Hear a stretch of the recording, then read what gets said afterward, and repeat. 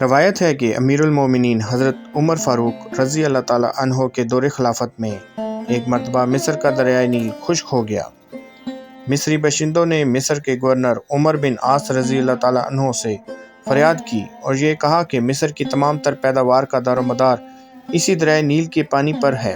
اے امیر، اب تک ہمارا یہ دستور رہا ہے کہ جب کبھی بھی یہ دریا سوکھ جاتا تھا تو ہم لوگ ایک خوبصورت اور کنواری لڑکی کو اس دریا میں زندہ دفن کر کے دریا کی بھینٹ چڑھایا کرتے تھے تو یہ دریا جاری ہو جایا کرتا تھا۔ اب ہم کیا کریں؟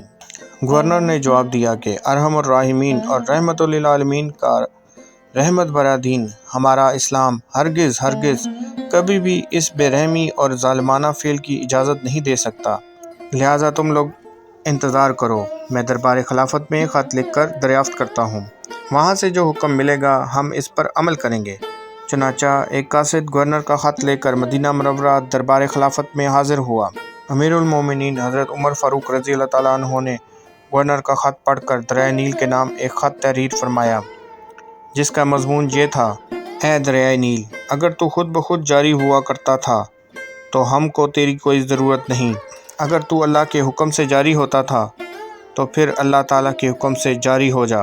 امیر المومنین رضی اللہ تعالیٰ عنہ نے اس خط کو قاصد کے حوالے فرمایا اور حکم دیا کہ میرے اس خط کو دریائے نیل میں دفن کر دیا جائے۔ چنانچہ آپ کے فرمان کے مطابق گورنر مصر نے اس خط کو دریائے نیل کی خشک ریت میں دفن کر دیا۔ خدا کی شان کہ جیسے ہی امیر المومنین رضی اللہ تعالیٰ عنہ کا خط دریا میں دفن کیا گیا، فوراً ہی دریا جاری ہو گیا اور اس کے بعد کبھی بھی خشک نہیں ہوا۔ دنیا کا سب سے طویل ترین دریا دریائے نیل براعظم افریقہ میں واقع 6695 کلومیٹر کی لمبائی کے باعث دریائے نیل دنیا کا طویل ترین دریا ہے۔ بنیادی طور پر یہ دو دریاؤں نیل ابیز اور نیل ازرق کے ملاپ سے مزید گہرا ہو جاتا ہے۔ دریائے ابیز جنوبی روانڈا سے نکل کر شمال کی جانب تنزانیہ، یوگینڈا اور جنوبی سوڈان کو چھوتا ہوا آگے رواں دواں رہتا ہے، جبکہ دریائے ازرق ایتھوپیا میں جھیل ٹانا سے نکلتا ہے۔ سوڈانی شہر خرطوم میں دونوں کا ملاپ ہوتا ہے۔ یہی وہ مقام ہے جہاں ایک نیا دریا دریائے نیل بنتا ہوا نظر آتا ہے۔ سوڈان پہنچ کر اس کی رفتار میں خاطر خواہ کمی آ جاتی ہے، کیونکہ یہاں اس کا گزر ایک بہت بڑی دلدل سے ہوتا ہے۔ دنیا کی اس سب سے بڑی دلدل کی لمبائی 700 کلومیٹر ہے۔ خرطوم کے بعد اس کا ملاپ اتبارہ کے مقام پر دریائے اتبارہ سے ہوتا ہے، جو حبشہ کے پہاڑوں سے نکلنے والی جھیل ٹانا کا ایک دریا ہے۔ مصری سرحد پر یہ دنیا کی سب سے بڑی مصنوعی جھیل ناصر میں جا کر شامل ہو جاتا ہے۔ اسوان کے مقام پر ایک بند باندھنے کی وجہ سے بہت بڑی جھیل وجود میں آئی، جس سے چھوٹی چھوٹی نہریں اور سرنگوں کی مدد سے ایک طرف بجلی پیدا کی جانے لگی، جبکہ دوسری طرف آپاشی سے زمینوں کو سرسبز کھیتوں میں تبدیل کر دیا گیا۔ شاید اسی وجہ سے زمانہ قدیم میں مصر کی بنجر زمینوں کو نیل کی بدولت سرسبز و شاداب دیکھ کر یونانی مورخ نے مصر کو نیل کا عطیہ کہا۔ قاہرہ پہنچ کر دریائے نیل مختلف شاخوں میں تقسیم ہو کر اسکندریہ کے قریب بحیرہ روم میں جا گرتا ہے۔ دریا کی رفتار اور پانی کی مقدار جانچنے کے لیے زمانہ قدیم میں اہل مصر نے ایک پیمانہ نیلومیٹر ایجاد کر رکھا تھا، جو ایک کمرے پر مشتمل تھا جس میں ایک سوراخ کے ذریعے پانی آتا، جہاں پانی کا درجہ حرارت، رنگ اور رفتار معلوم ہوتی رہتی، جس کے ذریعے سیلاب کی آمد کی قبل از وقت پیشن گوئی کر کے فصلوں کے لیے احتیاطی تدابیر پر عمل درآمد کیا جا سکتا تھا۔ دریائے نیل کے آغاز کا مقام تحقیق کا باعث ضرور تھا، لیکن یہ ایک مشکل ترین کام تھا، اس لیے کسی نے کبھی کوئی سنجیدہ کوشش نہیں کی۔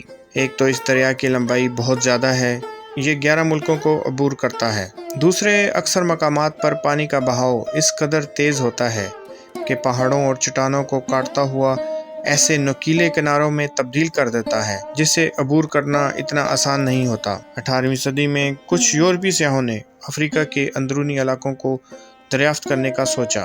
1857 میں 2 سیاح رچرڈ برٹن اور سپیک نے افریقہ کے مشرقی ساحل سے سفر کا آغاز کیا۔ دشوار گزار راستوں اور مچھروں سے لڑتے ہوئے برٹن شدید بیمار ہو گئے اور وہ آگے نہ جا سکے، جبکہ سپیک نے ہمت نہ ہاری اور یوگینڈا کے شہر کمپلا میں واقع جھیل وکٹوریہ تک جا پہنچا۔ اس نے کہا کہ دراصل اس مقام سے دریائے نیل شروع ہوا ہے۔ دریائے نیل یوگینڈا سے شروع ہو کر 11 ممالک سے ہوتا ہوا بحیرہ روم میں جا گرتا ہے۔ ان ممالک میں Uganda, Tanzania, Rwanda, Burundi, Congo, Kenya, Ethiopia, Kinshasa, Eritrea, Sudan اور مصر شامل ہیں۔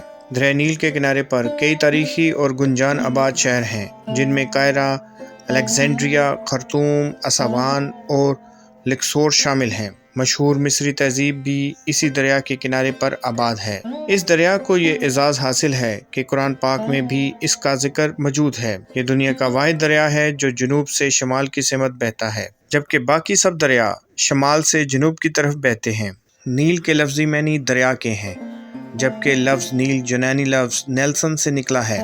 اسکندریہ شہر دریائے نیل ہی کے کنارے آباد ہے۔ یہ وہی شہر ہے جس کا نام اسکندر اعظم کے نام پر رکھا گیا تھا۔ یہیں پر زمانہ قدیم میں لائٹ ہاؤس بنایا گیا تھا، جسے عرف عام میں روشن مینار بھی کہتے ہیں۔ لائٹ ہاؤس بھی عجائبات عالم میں شامل ہے۔ یہ دریا دنیا کے 11 ممالک کے 40 سے 50 کروڑ افراد کی پانی کی مختلف ضروریات پوری کرتا ہے۔ یہ حبشہ کے میدانوں سے اپنے ساتھ زرخیز مٹی لا کر مصر کی زمینوں کو زرخیز کرتا آ رہا ہے، جس سے مصر کی زمینیں سونا اگلتی آ رہی ہیں۔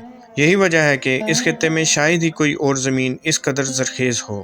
یہ عظیم دریا زمانہ قدیم میں مصریوں کو بہت پرسرار معلوم ہوتا تھا۔ وہ تعجب کرتے تھے کہ ہر سال باقاعدگی سے اپنے مخصوص وقت میں اس میں طغیانی کہاں سے آ جاتی ہے۔ پرانی روایات کے مطابق اس بارے طرح طرح کے افسانے گھڑ لیے گئے تھے۔ ایک روایت یہ تھی کہ دیوی ہر سال اس میں ایک آنسو گراتی ہے، جس کے سبب نیل میں حیرت انگیز طغیانی آ جاتی ہے۔ وقت کے ساتھ ساتھ یہ کہاوتیں بے معنی ہوتی چلی گئی۔ چونکہ زمانہ قدیم میں نیل آمد و رفت کا سب سے مؤثر ذریعہ تھا، اس لیے مصری دریائے نیل کی پوجا کرتے تھے۔ یہ دریا ہر سال 17 جون کی رات کو چڑھنا شروع ہو جاتا تھا۔